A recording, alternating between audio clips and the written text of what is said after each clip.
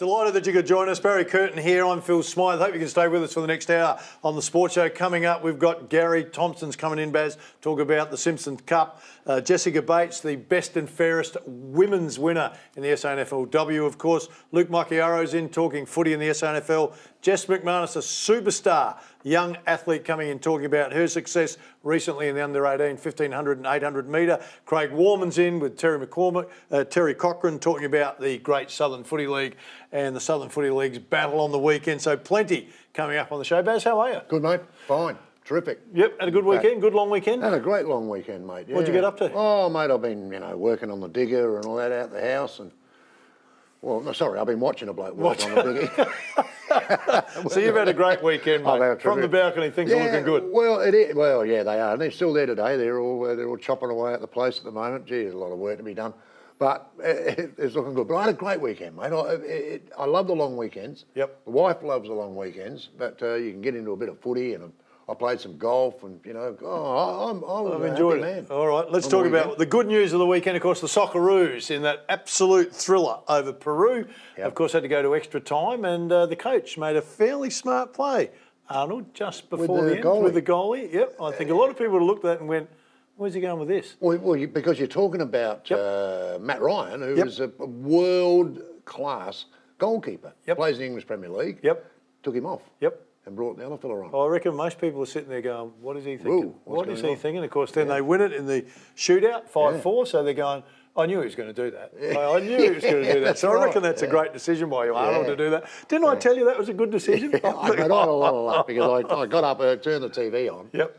Because I know the Socceroos are playing. I'm a great fan of the soccer and the Socceroos. And I turned it on and it was halfway through the shootout. Yep. It was perfect timing. I'd watch the whole thing, mate, to get to the shootout. No, it didn't work. I tell you what, sometimes and fantastic. Yeah. I don't think a lot of people don't understand how massive that is huge, and what the Socceroos have gone through to get there. The time away, players, it's been a massive journey. Yeah. So I think full credit to them. The big freeze, mate. I've got to tip my hat off and say, Neil Danaher, mate, his daughter Beck, they're just outstanding, aren't they? Well, it's what incredible they've been able to do for M&D, and you go, but the other part of it, the Essendon footage before the game started, Essendon Collingwood as well, I thought pre-match for them was brilliant. When you bring back some of the biggest names, the Danahers, the Fletchers, the Watsons, the Lloyds, Wanganeen, and then they had James Hird come out at the end through the smoke. Yeah. Whether you barrack for Essendon or not, it was just so well done. They did it superbly. And then on the back of that, you have the big freeze follows after, and you go, on Monday, wowee. Yeah. It was just a good weekend of classy presentation of what our game's about. Yeah, it was. And like you said, you didn't have to be an Essendon supporter, but you would have gone, whoa, I went, oh, hang on, look at all, there's some names in there and in the huddle. Yep. I felt for Heppel a little bit because he would have had to deliver something pretty good. In front of that group. So a lot of pressure on him. You'd like to hear it. I'd love to hear it. Wouldn't you? Yeah, I'd love to hear it. I mean, he spoke a lot about the jumper. You see him pulling on the jumper quite a few times. Yep. Which is saying, hey, mate, you're wearing this. This is what it's about. Look at this bloke here who's worn it before you. Yep. You're number 4. There's Gavin Wanganeen there. There's Watson, Joe Watson. Great player. Goes to show you can put the jumper on, but it doesn't make you win.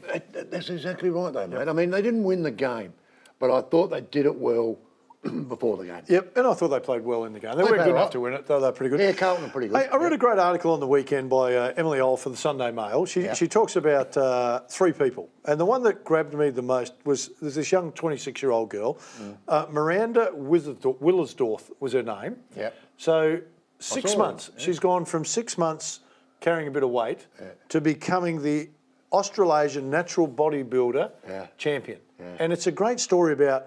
And she talks about her change in her mindset, how she had to get focused on this and the commitment she'd made to get to the right foods, the right training, getting up at 4:30 in the morning, packing her food, and the commitment to succeed. It's just a great read on if you commit what you're capable of achieving.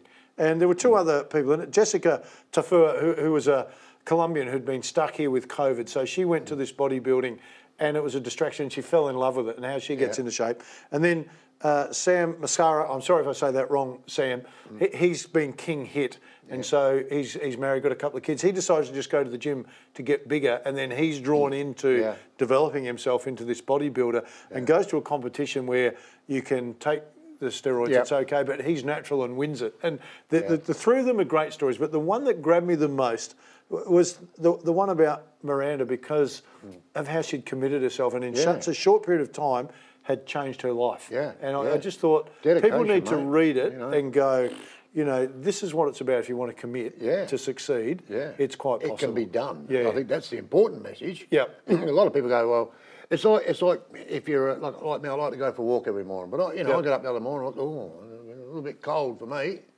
I might not go. But I did go, and I just thought to myself, you know, I wouldn't do it again tomorrow, but she would. Yeah, Miranda's Willersdorf certainly would. So well done by Miranda. Hey, we need to get over to Nina for the sporting news. Nina?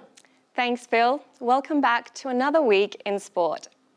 Well, Australia is going to the World Cup. The Socceroos beat out Peru in a nail-biting do-or-die playoff match in the early hours of Tuesday morning. Australia entered the game as underdogs both on and off the pitch, with a crowd of up to 12,000 Peruvians descending upon Ahmad bin Ali Stadium in Doha.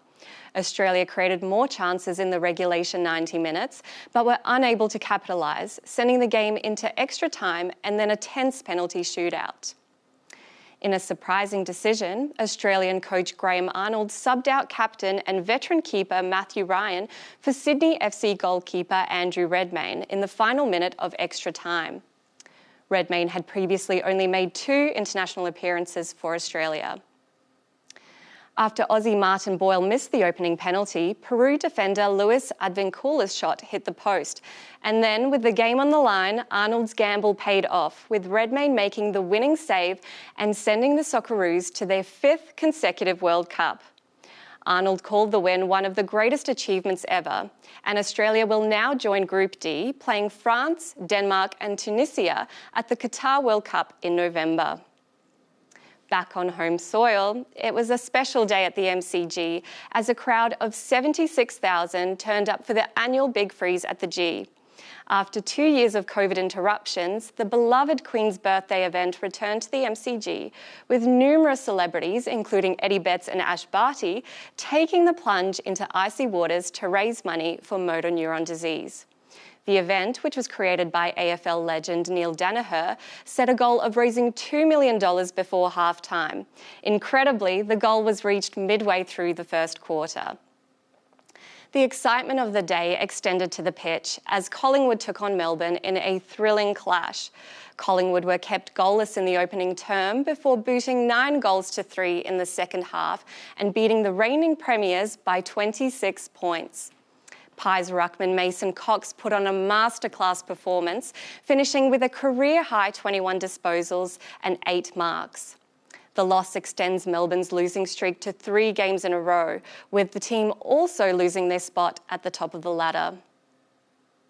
And a courageous Port Adelaide narrowly missed out on a win, losing to Richmond by 12 points.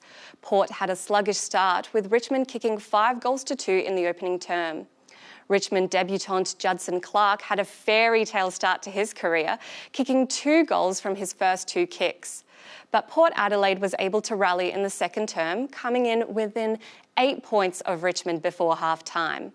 In a thrilling fourth quarter, Port was able to take the lead before Richmond fought back once again to seal the win. Port players Zach Butters and Tom Jonas suffered a sickening head clash, but both players are set to return for Port's round 14 game against the Sydney Swans this weekend. It'll be an important match for the Power as they remain outside the 8 in what is already a tight ladder. The Crows will also face a tough match over the weekend as they take on the ever-improving Suns at Metricon Stadium on Sunday. Max Verstappen has taken out the Azerbaijan Grand Prix in Baku, securing his 5th win of the season. Red Bull had a perfect day at the racetrack as Sergio Perez finished 2nd. Their rivals Ferrari had a day to forget as Carlos Sainz's car had a hydraulic failure on the 9th lap, while Charles Leclerc, who was pole starter, lost the lead before retiring with his own power unit issue. The 1-2 finish extends Red Bull's lead on the constructors' standings, with Max Verstappen and Sergio Perez now also leading the drivers' standings, pushing Leclerc into 3rd position. Aussie Daniel Ricciardo had an improved performance, finishing 8th, and just in front of teammate Lando Norris. Ricciardo was one of the only drivers to opt for a hard tyre and a strategic late race pit stop. Ricciardo called the race a step in the right direction. That's all the news for this week. I'm Nina Smagic, and we'll be right back after the break for more from the SA Sports Show.